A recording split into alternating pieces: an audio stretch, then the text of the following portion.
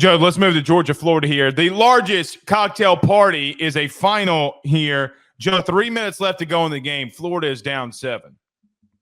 And they throw an interception. And I think what people are going to do here is look at the game. It's like, okay, 34-20. It's a rivalry game. No. 3 minutes left to go. Florida's got the ball down 7 and on a drive.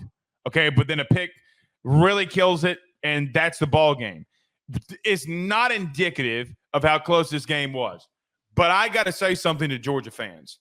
We talk about Georgia a lot. A lot of the Georgia people listen and watch our show, Joe. They are always in here, and they know I love them. We got to have a heart-to-heart conversation. You're not winning jack shit if Carson Beck keeps throwing 3 interceptions per game. It's just not going to happen. So I want to make this very well known. I see a lot, Joe, during Georgia games about Mike Bobo. A lot. And I'm about sick of it. If you really think that 2 times that Carson Beck got picked off and both of them are in triple coverage, you literally have the telecast. Hold on. You have Herbstreit on the telecast saying, where is he throwing this? And it's into triple coverage twice. So I don't really necessarily, Joe, regardless of what the play call is, regardless, okay, you cannot turn the ball over. If your O-line is bad, if your run game's bad, if your receivers suck and your OC sucks, even if all of that is true, the number one rule at quarterback is to not turn the ball over. So here's the silver lining that – hold on, you're going to let me finish here. Here's the flip side. I wasn't going to cut you off. Okay. You cut yourself off. Well, I see you talking or about to talk. I didn't know. No words came out of my mouth. I was letting you finish. Here's the flip side of that coin. Joe, what would they be doing to teams if they're not turning the ball over the way that they are? That's the real question. It's a very good point, and it's something that we've talked about with a couple of top teams, and Georgia could be completely walloping some of their opponents if they were able to finish and not have these turnovers. Look, 11 interceptions in the last 5 games. The criticism towards Carson Beck, it's warranted. He does need to make better decisions. But I keep coming back to, and I think to extrapolate on the thought that people keep complaining about with Mike Bobo, I'm one of these people who keeps complaining about Mike Bobo. The problem is, I brought this up in the preseason. I've brought this up over multiple games where he's played poorly. Carson Beck is not in that upper category of quarterback that can just muster up a win for his team, that can go and scramble and make the big play, use his arm to dice up a defense, drive the ball through a tight window. He's not that type of a guy. He is a great in-game manager, like we've seen so many other Georgia quarterbacks be, where the offense, and under Monken, they were great at this. The offense was super balanced, and it flowed very evenly. But for some reason, since the start of this year, they didn't do this last year. I get it, they had Brock Bowers and Lam McConkey, but since the start of this year, they have tried to use Carson Beck in a manner that I don't think best suits him. They're trying to make this kid play hero ball. They're throwing the ball and setting him up in too many early down situations to throw the ball and to be aggressive downfield. He's not that type of a guy. I'd love to know what the play action percentage of times that they call play action during these drives. It sounds like you're defending Carson Beck, if I'm being honest. I am defending Carson Beck. 40 passing attempts compared to the 32 rushing attempts that you had in this game. But you were going up against one of the worst run defenses in the country that we talked about. And that was what we talked about in the preview. Run the damn ball. Okay. However, that does not excuse 6 interceptions in their last 2 games. I'm not excusing the interceptions, but Bobo needs to stop setting him up in these situations for him to make dumb decisions. I'm sorry. Here's the fundamental truth.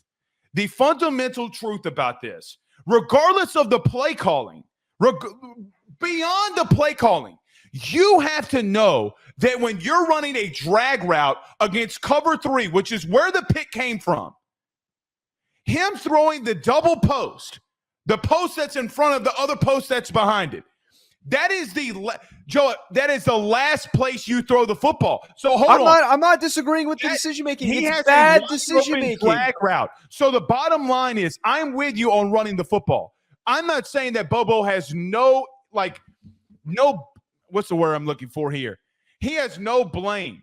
Okay. But there's got to come a point where when these quarterbacks are making these many mistakes, like, come on. But that's my whole point, is that if you have a guy who has such a high propensity to make these mistakes, why are you not trying everything in your power to take a lot less of that pressure off of his shoulders?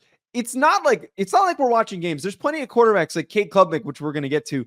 He had a bajillion passing attempts because they were behind and they had to get back in the football game. So what am I saying? Let me finish. You're not wrong. Let me finish what I'm trying to say here. It's not like he's getting all these passing attempts because they're down and they got to climb back into games. They're throwing the ball early in drives, on first down, on second down, when they need to try to run the ball more. Again, they went against one of the worst run defenses in the country, one of the worst in the SEC. Why were you not trying to? Tate Radledge came back. I get that when you have early downs where you can't find success running the football, but completely bailing on it, it's bad coaching. It's bad decision making. You're not wrong for criticizing Carson Beck for making the wrong decisions. He needs to be better. He 1,000% needs to be better. But Bobo needs to be far better in his decision making to set up the kid to be a more successful playmaker. Bobo either. That also goes down to Kirby. So if you're going to blame Bobo, then you got to blame Kirby just as much for allowing them to continue to do that. So there's clearly something that both of them are seeing that why they're doing what they're doing. Clearly, this isn't you cannot convince me that they're sitting in a meeting and Kirby doesn't say, hey, Bobo, you need to dial it back some because we need to run the football. And Bobo's just like, screw you, I'm not doing that. There's something that they're seeing, Joe. I mean, it's just not happening that way. Regardless of everything that you're saying, I am never going to excuse QB play where you have that many turnovers. Joe, nobody gets coddled more than quarterbacks. And when they start making critical, and I'm talking about absolutely critical errors, he just can't do that. That's the bottom line. They are not going to go where they need to go until he starts eliminating turnovers. And you know that deep down. Secondly, I think Billy Napier called his best game. And where I look at Georgia is, look, defensively, I know that Lagway went out. They got a turnover. They hit a big play on you.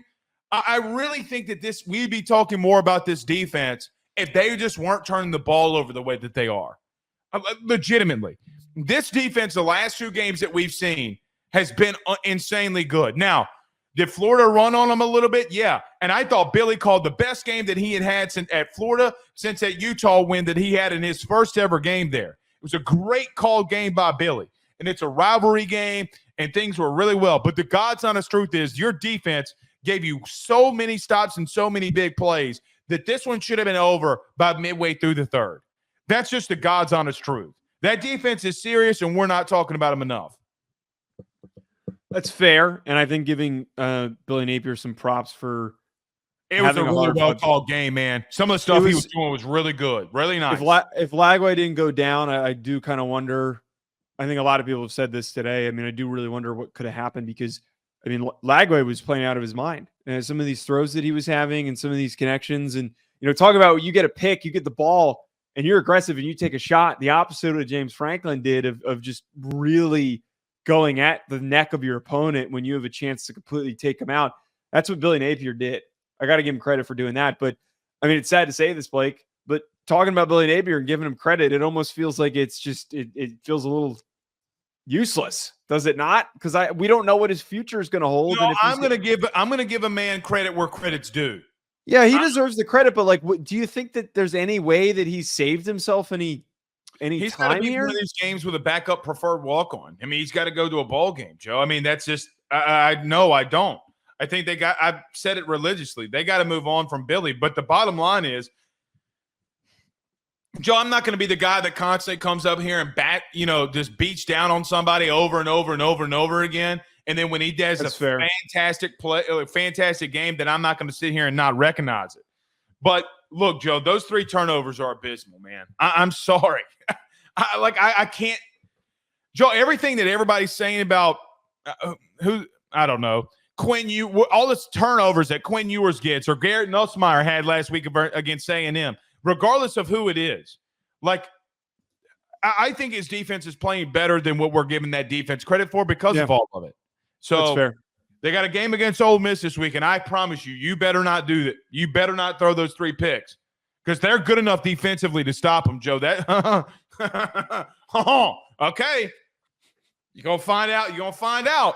So you got to start eliminating the turnovers here. All right. BetOnline remains your top spot for all of your live betting action and contests. NFL, college football, UFC, NHL are all in full swing. BetOnline is your number one source for wagering news, odds, trends, and predictions with both desktop and mobile access at any time. Head to BetOnline today and use promo code BELIEVE, that's BLEAV, for 50% off your first deposit. That is a 50% welcome bonus. BetOnline, where the game starts.